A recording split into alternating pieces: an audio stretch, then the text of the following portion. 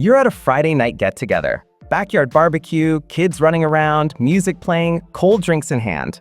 The conversation drifts. Jobs, kids, and then money.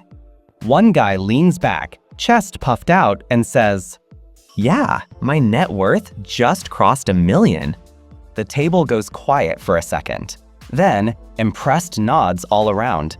Someone even mutters, "Wow, man, that's amazing." And maybe in that moment, you feel it too, a twinge of envy. A little voice in your head says, "Dang, I wish I was there." But here's the kicker. That million he's bragging about, it's probably not what you think. Because for most people, that million is locked up in a house, a car, and a pile of stuff that doesn't actually make them free. This is the net worth lie. What net worth really means. So let's break it down.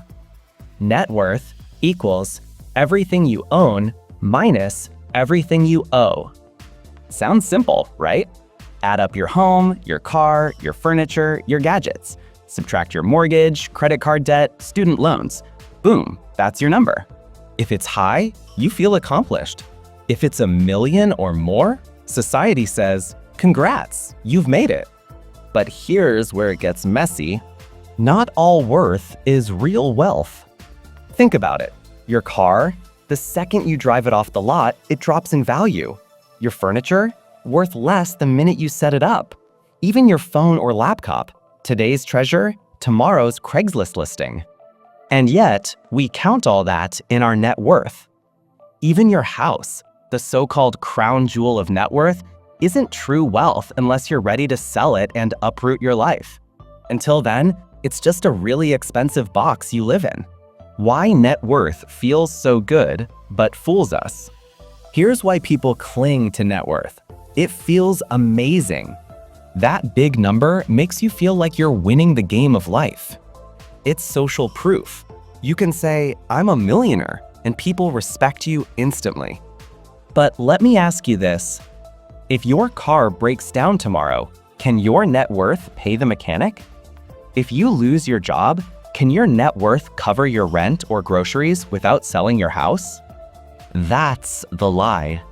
It looks shiny, but it doesn't mean you're financially free. Story example. Let's take John. John owns a $650,000 house in the suburbs. He's got a $40,000 car in the driveway and maybe $10,000 worth of stuff inside the house: furniture, electronics, appliances. On paper, his net worth is close to $700,000. Pretty impressive, right? But look deeper. John has $6,000 in savings. His retirement account is barely touched. He's living paycheck to paycheck, constantly juggling credit cards. If you ask him, he'll say, "I'm worth almost 700 grand." But if his furnace breaks in December, he's in trouble. That's what I mean when I say net worth can be a lie. Cars, America's favorite money trap. Now, let's zoom in on one of the biggest offenders, cars. Americans love cars. They're status symbols, they're freedom machines, but financially, they're traps. The average new car costs over $47,000 today. And here's the kicker. The moment you drive it off the lot, it loses 20% of its value. Within 5 years, it's worth half. So you spend nearly 50 grand, and in a few years, you're left with maybe 25. That's not wealth. That's lighting money on fire in slow motion. But in net worth calculations, it still counts. It still makes you feel richer than you really are. Houses, the great American mirage. And then we've got houses. In America, owning a home is treated like a badge of honor, the American dream, they call it. And hey, I'm not knocking homeownership. Owning your place is a big deal. But here's the problem. People think the value of their home equals usable wealth. Your house is worth $600,000? Awesome. But unless you sell it, refinance, or take on a loan, that $600,000 is just a number on Zillow. It can't pay for groceries, it can't cover medical bills, it can't put gas in your car. Meanwhile, it does cost you money. property taxes, insurance, maintenance, repairs. You can be a millionaire homeowner and still struggle to pay for a new water heater. That's why they call it being house rich, cash poor. The big distinction: net worth versus liquid wealth. Here's where it all comes together. There's a huge difference between net worth and liquid wealth. Net worth is the total value of everything you own, even if you can't use it.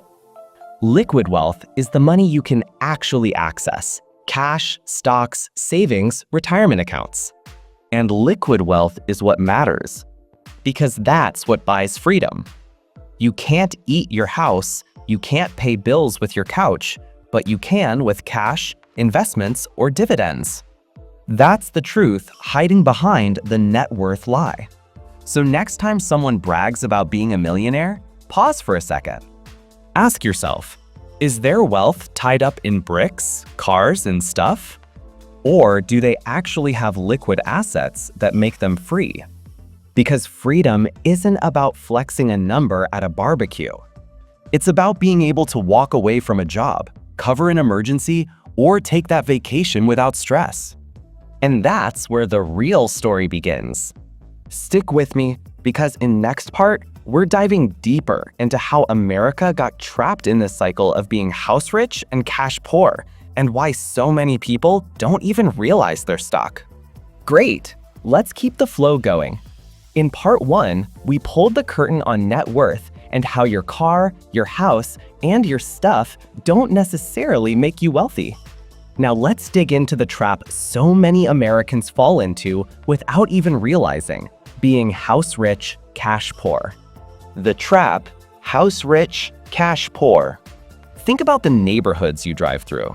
Big houses, SUVs in the driveway, manicured lawns. On the outside, these folks look like they're crushing it. But peek behind closed doors, and for many families, the story is totally different. Their net worth might look huge on paper because of the house they own, but their cash flow is tight. Their savings accounts are thin. Their investments, barely there. It's like they own a treasure chest, but they don't have the key to open it. Sure, that $600,000 home boosts their net worth, but does it pay the grocery bill? No. Does it cover an unexpected $2,000 medical expense? Not unless they want to refinance or rack up credit card debt. This is the reality for millions of so-called millionaires in America. Story example. Let me paint a picture. Meet Linda and Mark, a couple in their 60s.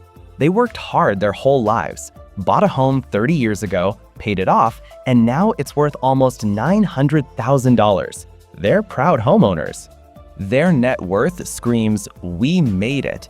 They're technically millionaires. But here's the catch.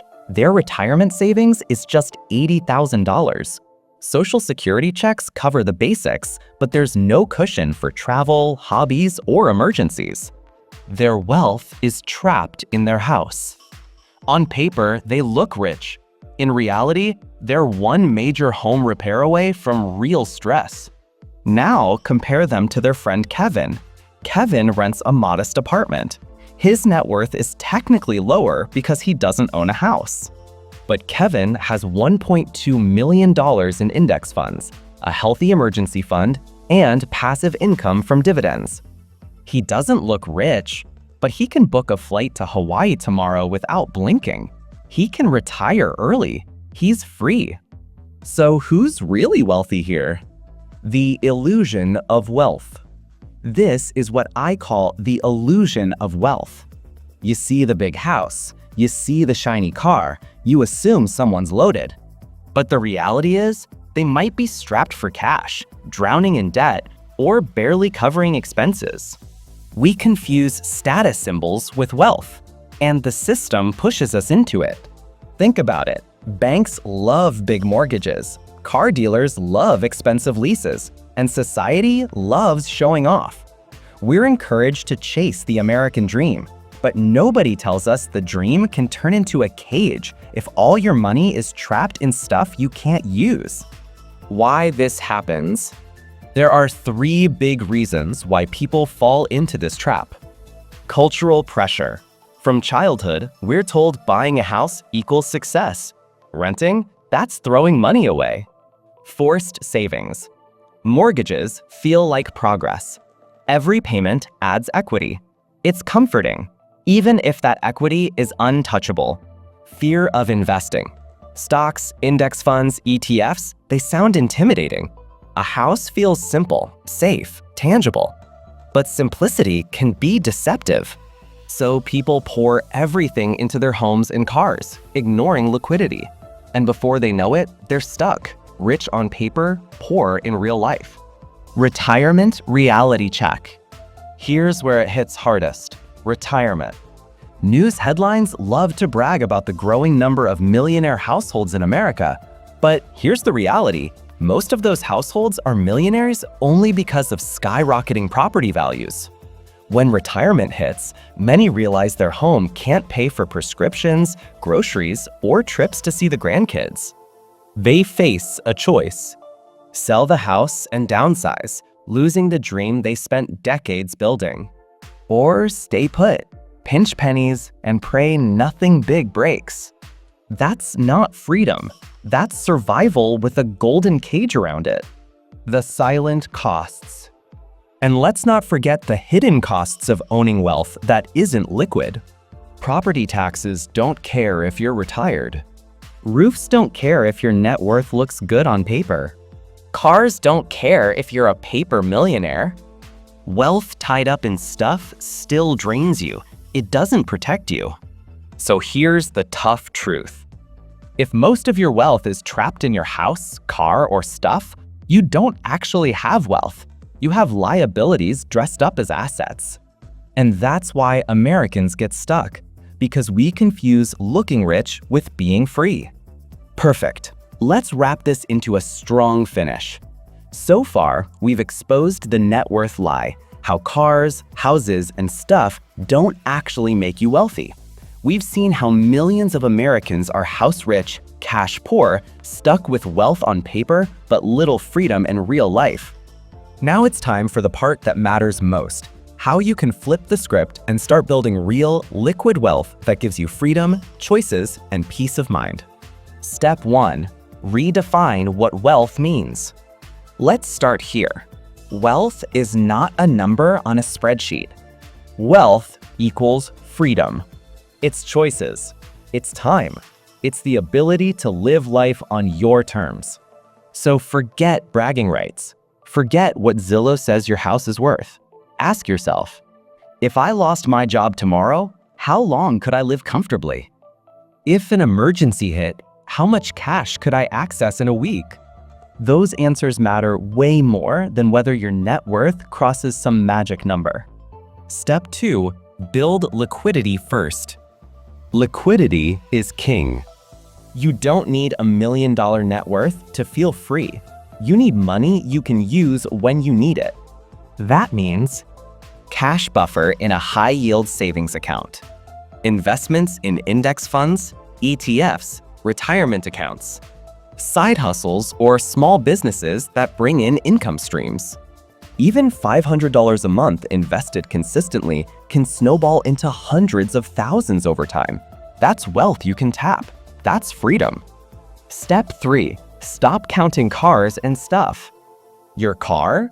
It's not wealth. It's an expense with wheels. Your furniture, gadgets, jewelry?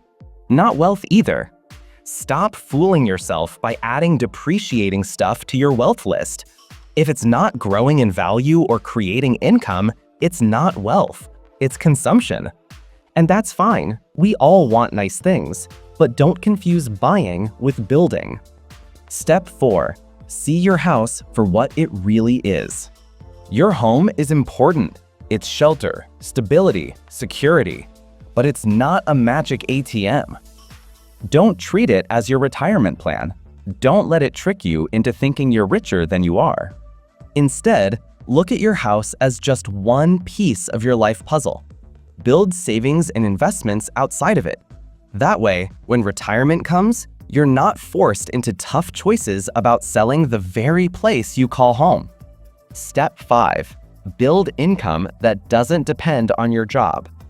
This is the holy grail, passive income. When your money starts working harder than you do, that's when life changes. That could be dividends from index funds, interest from bonds, cash flow from rental property if you're built for landlording, royalties, online businesses, or side hustles. Here's a simple rule of thumb. If your investments can cover your living expenses without you working, you've won the game. That's what financial independence is really about. The 4% rule example. Here's a concrete example. Say you've built up $1 million in liquid investments. Using the 4% rule, you could withdraw $40,000 per year, indefinitely. That's enough for a modest lifestyle in many parts of the US without touching the principal. Now compare that to someone with a $1 million house but no savings. They can't pull $40,000 from their drywall. They're stuck. That's the difference between paper rich and life rich. Step 6. Redefine success. We need to stop obsessing over net worth like it's the only scoreboard that matters. Here's the real scoreboard. How much time do you control? How much stress do you avoid? How many choices do you have? Wealth is not about flexing. It's about sleeping well at night, knowing you're covered no matter what happens. Final takeaway. So here's the truth. Your car doesn't make you rich. Your house doesn't make you free. Your stuff doesn't make you secure. Liquid wealth does. Cash, investments, and income streams that you can actually use. That's the path to financial independence. That's the antidote to the net worth lie. So next time someone brags about their net worth, smile politely. But remember, true wealth is not about looking rich, it's about being free. And freedom is the only number that really matters. If this opened your eyes, do me a favor. Hit that like button. Subscribe for more myth-busting money talks. And share this with a friend who needs to hear it. Because the sooner we break free from the net worth lie, the sooner we can all start building the life we actually deserve. Until next time, keep stacking real wealth, not just paper wealth.